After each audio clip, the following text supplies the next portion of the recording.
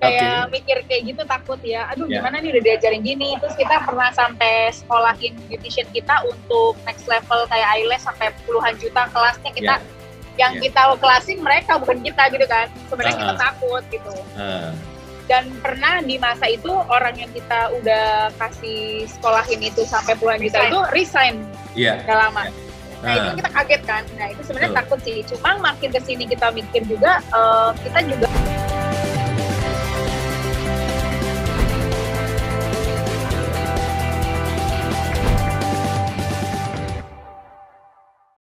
jadi sekarang pertanyaan klasik para pemilik bisnis yang mau autopilot nih, pertanyaan klasik. Pertanyaannya buat Clara sama Leni, jawab satu-satu nanti ya. Itu kita ngajarin tim ya kan, supaya dia jadi pinter, apalagi nanti yang bisa mastering sulam alis misalnya gitu. Nah nanti kalau dia udah pinter, kalau nggak dia direkrut sama kompetitor gitu kan ya, beda gaji ratusan ribu atau juta gitu kan, atau dia jadi kompetitor kita, itu Clara sama Leni nggak takut tuh, gitu kan? Itu kan pertanyaan klasik tuh. Kalian gimana responsnya pertanyaan itu? Ya yang beautician atau nanti makin next level kan, makin sulam alis segala kan? Iya. Dulunya takut, Coach. Ada masa dulu mah takut.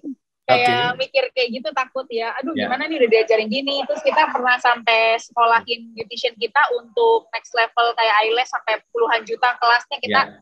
Yang kita kelasin mereka bukan kita gitu kan, sebenarnya kita takut gitu. Dan pernah di masa itu orang yang kita udah kasih sekolahin itu sampai puluhan juta itu resign gak lama.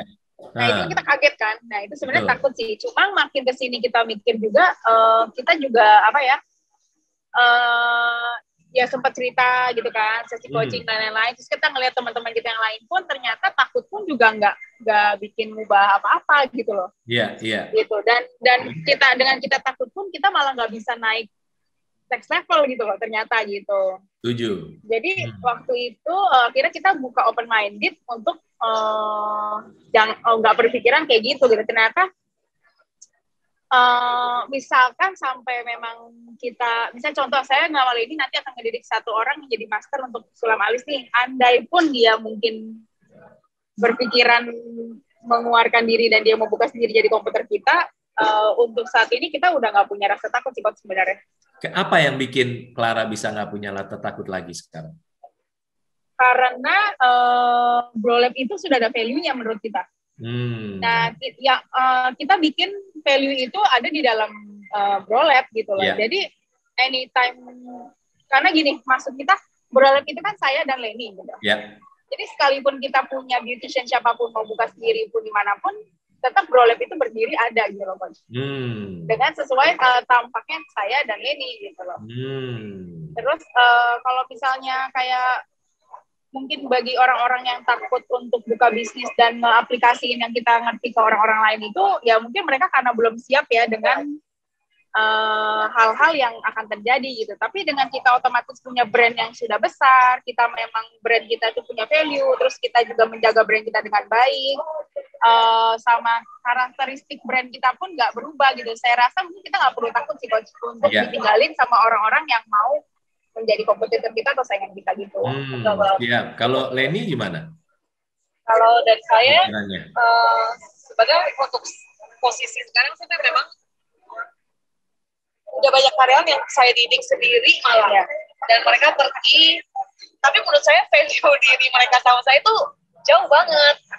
Jadi kunci semuanya itu ada di ownernya, kunci dari bisnisnya ini. Jadi kalau dia mau jadi kompetitor pun, menurut saya dia nggak akan lebih ya, karena udah banyak yang kita lihat. Kita bukan sombong ya, Coach. Ada orang yang memang sengaja malahan masuk, pengen tahu, pengen belajar, pengen lihat, dan ternyata mereka juga masih tetap begitu-begitu aja gitu loh. Jadi balik lagi sebenarnya kunci bisnis itu di ownernya itu. Iya. Kalau saya simpulin dari jawaban Clara sama Leni adalah sebenarnya karena kita bangun brand itu dulu, ya kan? Jadi kayak cerita klasiknya kan, Coach Yana sering cerita bahwa Starbucks banyak baristanya, banyak yang udah bertahun-tahun bisa bikin kopi Starbucks, dia bikin kedai kopi sendiri, Starbucks tetap Starbucks gitu kan? Ya. Kenapa? Karena bangun great brand tadi. Dua aset terbesar di bisnis ya. Kalau saya juga boleh sharing sedikit buat Leni sama Clara adalah dua aset yang harus kita fokus. Satu adalah great brand. Berarti brandnya harus dibikin besar. Itu satu. Yang kedua apa? Yang kedua adalah the right team. Tim itu aset kedua terbesar kita. Jadi kita usahakan dia juga happy dong kerja di kita, naik kelas terus sama-sama di sekolah kehidupan. Memang mungkin ada 1, 2 atau apa yang arah kapalnya beda, ya udah nggak apa-apa gitu kan. Tapi kita kapalnya terus jalan gitu. Karena dua aset terbesar itu yang kita fokusin. Kalau saya nangkapnya gitu tadi, makanya berarti ya. Dan tidak boleh tergantung sama Clara sama Leni juga, walaupun memang rohnya di kalian. Usahakan roh itu turun di Brow Lab ini sehingga jadi culture. Gitu. Nah, itu asik banget kalau udah jadi culture karena itu paling tidak mudah di-copy sama kompetitor. Ya kan? Value-nya jadi culture. Ya, banyak perusahaan-perusahaan gede kenapa menarik banyak talent bagus karena culture-nya begitu unik dan bagus gitu. Ya. Ya, that's good. Sama satu lagi, bukan cuma great brand itu artinya apa ya? Customer ngantri dong. Dan ngelihat bisnis kalian beda gitu kan dibandingkan bisnis-bisnis yang sejenis. Nah, kan satu hal yang paling sulit di bisnis apa? Waktu orang baru bangun bisnis. Bikin customer ngantri. Iya, betul. Langkah keduanya baru bikin autopilot gimana gitu ya. Oke, so that's interesting jawabannya, very good gitu ya. Nah, sekarang kalau ke marketing and branding nih, Clara sama Leni, bikin customer antrinya gimana selama ini? You guys punya strategi ngapain gitu? Kita bakalan tetap inovasi terus sih untuk treatment-treatmentnya, terus untuk sulam-sulamnya, terus brandingin beberapa brandnya franchise-nya kita. Ya itu sebenarnya tugas-tugas kita juga ya sebagai owner. Dan biasanya kita sekarang dibantu dengan Instagram Ads juga gitu-gitu. Itu di-handle dengan saya sendiri. Gitu. Siap. Kurang lebih sih itu sih coach. Karena menurut saya sekarang itu kita terlalu banyak rating buat nyari customer banget. Jadi kita membatasi banget sih. Sebenarnya memang mereka tuh nyari jadwal kita agak-agak susah karena kita juga membatasi menerima customer sekarang. Tapi setelah pandemi ini beres ya mungkin kita akan segera nge-boost marketing ini lagi. Gitu. Berarti tapi tantangan berbeda cerita dengan Kayla Bakery. Iya, Kayla Bakery rame banget gitu ya. Gimana kalau Kayla? Kalau Kayla Bakery ya sekarang inovasi makanan kan memang lagi F&B lagi hype-hype-nya kan sekarang. Dan banyak banget brand-brand F&B yang lagi booming. Nah, kita juga salah satunya sekarang lagi fokus bangun brand Kayla Bakery dan di Instagram Ads. Gitu. Oke, siap. Keren. Siap. Dan itu semua memang masih under kita yang masih under saya yang pegang juga untuk marketing ya, tapi dibantu dengan tim karena timnya kita biasa mereka nyediain konten segala macam, bantuin copywriting segala macam, dan sisanya nanti saya eksekusi untuk Instagramnya. Ya, kalau di Kayla Bakery yang buat roti segala macam gimana? Masih Leni gitu yang ini atau siapa? Kalau di Kayla Bakery sebenarnya kita udah autopilot. Oke, keren dong. Wah, udah ada chefnya, udah ada cooknya, semua udah ada. Ini bisnis pertama kita berdua yang cepat autopilot. Keren. Kalau gitu berarti harusnya bisa banget dong. Nanti kalian juga nggak harus ngerjain sulam alis di Brow Lab. Karena mulai punya, harusnya bisa banget karena ngebuktiin di sana bisa gitu kan. Cuman tantangannya lebih besar karena Clara sama Leni merasa gua ahlinya di situ gitu loh. Gitu kan? Jadi kalian itu musuh terbesar kalian. Iya, kita harus lawan memang. Iya. Dulu malah saya udah lama banget sama sekali nggak pernah mau loh coach. Kenapa? Saya sama sekali dulu nggak mau pakai asisten. Saya kekeh orangnya. Iya. Karena menurut saya ya value banget gitu buat diri saya. Tapi sekarang udah mulai kita harus mikirin strategi kalau kita punya tim segala macam. Butuh waktu sih untuk terima itu. Karena musuhnya profitable autopilot itu kan Superman atau Superwoman ya kan, gitu kan? Kita merasa kita ahli banget gitu. Ya sama lah, saya juga dulu kan saya sulam alis sendiri. Sekarang saya udah nggak pegang sulam alisnya gitu kan, in my business. Dan berkembangnya makin gede luar biasa. Tapi saya yakin Clara sama Leni bisa lah. It's a matter of step by step-nya gitu ya.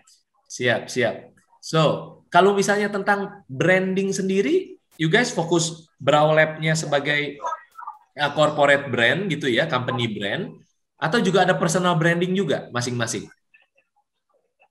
Digabungin nggak? Personal branding berarti Clara Jesslyn-nya, wah pokoknya ada followers, ada value, ada apa yang dibagiin, lalu Leni juga gitu, atau gimana? Ya. Atau fokusnya ke bisnis brand itu, ke company brand? Sekarang kita lagi fokus. Lagi mau fokus ke personal branding sih. Tadinya sebelumnya kan memang bisnis corporate-nya ya kita fokusin. Karena dulu kita banyak waktu buat handle customer, jadi kita nggak punya waktu buat ngurusin yang lain, ya. Iya. Udah sibuk setiap hari. Iya. Sekarang udah, kita lagi, kayak Clara dia lagi bikin beberapa konten untuk hobi-hobinya dia. Siap. Siap. In a way, pandemic jadinya blessing in disguise gitu ya. Kalian nggak, karena menjauhi, tanda kutip menjauhi customer dulu, jadi punya waktu, mikirin personal branding segala macam gitu kan. Nah, bayangin kalau post-pandemic nanti, you don't have to do that juga, walaupun mungkin passionate ya. Kalau passion itu kan ngeceknya gampang, harus atau mau, gitu kan? Ya. Kalau mau, ya nggak apa-apa, gitu. Tapi kalau harus, berarti itu bukan bisnis namanya, berarti itu self-employed mungkin, gitu kan? Lebih parah dari self-employed, karena kita bayar gaji karyawan lagi, gitu ya. Iya. Ya, that's good, that's good. So saya doain bisa semakin autopilot, bukan cuma profitable aja, tapi semakin autopilot gitu ya. Nah, pertanyaannya di marketing and branding adalah gini buat Leni sama Clara. Kira-kira kan kita harus beda ya sama bisnis-bisnis yang sama di kategori yang sama. Itu kalau you guys terangin secara singkat, bedanya apa tuh ya Brow Lab itu ya? Gitu. Brow Lab sama apa yang lain-lain lah gitu. Sama kompetitor lah misalnya. Bedanya apa gitu? Bedanya kita sebenarnya dari pasti dari teknik juga ya, dari teknik, dari treatment, dari hasil. Mungkin banyak orang sekarang kan memang namanya kompetitor kan pasti menyamai-nyamai dengan orang lain, sama-samain. Tapi balik lagi memang kita akan selalu cari hal yang bisa diterima masyarakat gitu, tapi mereka pun merasa Brow Lab nih yang gue suka gitu. Sebenarnya kita tuh sekarang lagi pikirin hal selalu ke situ gitu loh. Apa sih yang mereka butuhin, apa sih yang mereka mau lagi. Contoh kayak waktu itu setelah COVID aja itu kan sempat sepi banget tuh Coach, karena takut kan semua keluar. Pasti, iya. Akhirnya kita dari yang sebelumnya COVID itu kita sebenarnya pengen banget punya bisnis kecantikan ini home service, tapi nggak pernah jalan, nggak pernah berani gitu loh. Takut pikiran nanti begini. Ternyata home service ini bisa berjalan karena adanya pandemi sampai sekarang. Luar biasa. Dan ternyata itu rame gitu. Rame. Kita juga nggak sangka rame. Terus habis itu karena kita lihat home service rame, tapi kita bingung kok orang masih nggak berani datang ke studio. Akhirnya ya kita pikir otak lagi, kita putar gimana caranya supaya mereka tuh berani datang dengan higienisnya kita gitu loh, dengan detailsnya kita. Akhirnya kita buat sedetail mungkin mereka datang ke sini. Ya puji Tuhan sampai sekarang yang studio pun rame gitu. Luar ada biasa. yang datang gitu loh, nggak kayak ngelihat kompetitor lain yang banyak yang tutup gitu kan. Saya dengar kita kan walaupun kompetitor saling cerita nih teman-teman kan soalnya. Jadi kita tetap saling ngobrol, iya nih cabangnya tutup 5 gitu. Kayaknya itu kasihan banget gitu kan. Kayak sampai kaget juga gitu kok bisa sampai separah itu banget gitu ya. Jadi ya kalau di kita mungkin yang bisa membedakan itu dari karakter yang kita bentuk di dalam Brow Lab juga sih Coach. Kalau treatment sih saya bisa bilang mungkin treatment saya sama orang lain bisa dibilang mirip-mirip lah gitu. Nggak beda-beda jauh mungkin, tapi kita juga pakai bahan sama alat selalu memang premium. Oke. Itu yang bedain kita juga, tapi dengan harga yang tidak semahal atau setinggi komputer-komputer lain gitu kan. Misalnya kayak sulam alisnya standarnya kita dari 3,5 sampai 5 juta nih. Sedangkan dengan teknik itu biasa orang lain bisa jual di atas 7 sampai 10 juta misalnya gitu. Oke, siap. Jadi memang kita mainnya di angka segitu gitu dengan hasil yang sama dengan orang yang mahal-mahal misalnya gitu. Iya. Terus ya itu balik lagi kita juga sangat intens untuk ngebangun menjalin hubungan sama customer sih. Bisa jadi teman ngobrol, bisa sambil sulap sambil ngobrol gitu. Itu mungkin yang beda sama tempat lain ya. Iya. Bisa membedakan juga. Jadi ya karakter yang kita bentuk di dalam Brolab ini yang ngebedain salon kita sama salon lain. Siap. Termasuk competition gitu. Dia berasa bisa sharing ya, bisa curcol gitu. Sambil ngobrol kan, sambil eyelash kadang mereka sama beauticiannya ngobrol. Jadi kayak teman tapi ada batasnya gitu. Iya. Kita membatasi.